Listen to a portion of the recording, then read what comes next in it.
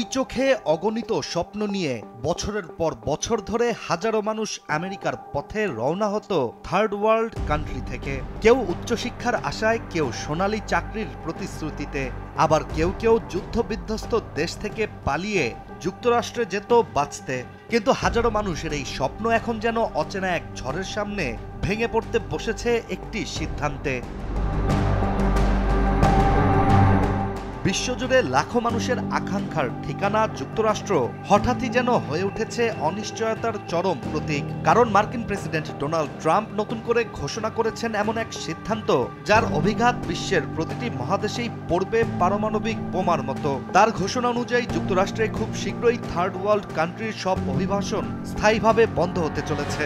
এই সিদ্ধান্তের আওতায় বাংলাদেশেও থাকতে পারে বলে ধারণা করা হচ্ছে।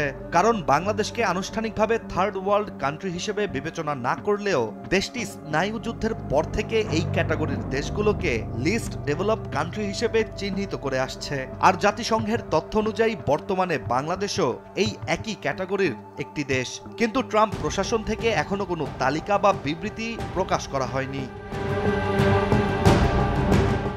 আন্তর্জাতিক একাধিক গণমাধ্যমের তথ্য অনুযায়ী ওয়াশিংটনের রাস্তায় সম্প্রতি ঘটে যাওয়া ভয়াবহ হামলায় এক তরুণী ন্যাশনাল গার্ড সদস্যের মৃত্যু এবং আরেকজনের আশঙ্কাজনক অবস্থার মধ্যেই বিস্ফোরক এই সিদ্ধান্তের ঘোষণা দেন মার্কিন প্রেসিডেন্ট। মূলত আফগান বংশোদ্ভূত 29 বছরের রহমানুল্লাহ গুলি চালিয়ে হত্যা করে 20 বছর বয়সী ওই ন্যাশনাল গার্ড সদস্যকে, পাশাপাশি গুরুতর আহত করেন আরেকজনকে। তদন্তকারীরা এখনো ওই হামলার উদ্দেশ্য জানাতে পারেননি। কিন্তু ওই ঘটনায় যুক্তরাষ্ট্র জুড়ে নিরাপত্তা পরিস্থিতি উত্তপ্ত হয়ে ওঠে, যার বহিঃপ্রকাশ দেখা যায় মার্কিন প্রেসিডেন্ট ডোনাল্ড ট্রাম্পের দেয়া ট্রুথ সোশ্যালের একটি পোস্টে।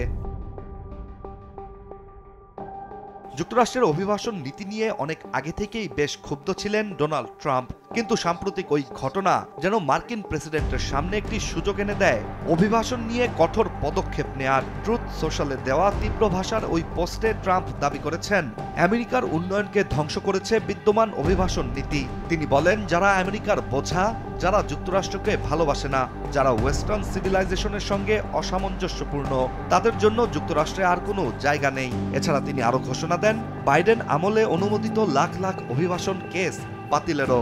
সবশেষ ট্রাম্প হুঁশিয়ারি দিয়ে জানান, রিভার্স মাইগ্রেশন ছাড়া আমেরিকার সমস্যা সমাধান সম্ভব নয়। এদিকে আফগান নাগরিকদের সব ধরনের অভিবাসন প্রক্রিয়া ইতোমধ্যেই অনির্দিষ্টকালের জন্য বন্ধ করে দিয়েছে ইউএসসিআইএস। আর হোয়াইট হাউসও একের পর এক নীতির পুনর্মূল্যায়ন শুরু করেছে, যার মাধ্যমে 19টি দেশের গ্রিন কার্ডধারীদের ফাইল নতুন করে পরীক্ষা করা হচ্ছে। বাইডেন আমলের প্রত্যেকটি আশ্রয় অনুমোদনের ওপরও চলছে ফুল স্কেল রিভিউ। সব মিলিয়ে পরিস্থিতি এমন জায়গায় পৌঁছেছে যা আমেরিকার অভিবাসন ইতিহাসের সবচেয়ে কঠোরতম মুহূর্ত। অন্যদিকে ট্রাম্পের থ্যাঙ্কসগিভিং বার্তাও ছিল তীক্ষ্ণ ও বিস্ফোরক। তিনি দাবি করেন, আমেরিকার 53 মিলিয়ন বিদেশি জনগোষ্ঠীর বড় অংশই এসেছে ব্যর্থ রাষ্ট্র, কারাগার, গ্যাং কিংবা মাদক চক্রের প্রভাব থেকে। এ বিষয়ে তার অভিযোগ, একজন নিম্ন আয়ের অভিবাসী পরিবার বছরে হাজার হাজার ডলারের সুবিধা নিচ্ছে, যা আমেরিকার সামাজিক অবক্ষয়ের মূল কারণ। My great fellow Americans, earlier today on the eve of the Thanksgiving holiday, 2 members of the National Guard serving in Washington, D.C. এখন বিশ্ববাসীর মনে আমেরিকার যে চিরচেনা স্বপ্নের পতাকা উঠত, সেটি ধীরে ধীরে অজানার দিকে ঠেলে পড়ছে। যুক্তরাষ্ট্রের নতুন নীতির এই সুনামি কোথায় গিয়ে থামবে, কত পরিবারকে ছিন্ন ভিন্ন করবে, কত স্বপ্ন ভেঙে দিবে, তা নিয়েই বিশ্বজুড়ে চলছে এখন আলোচনা।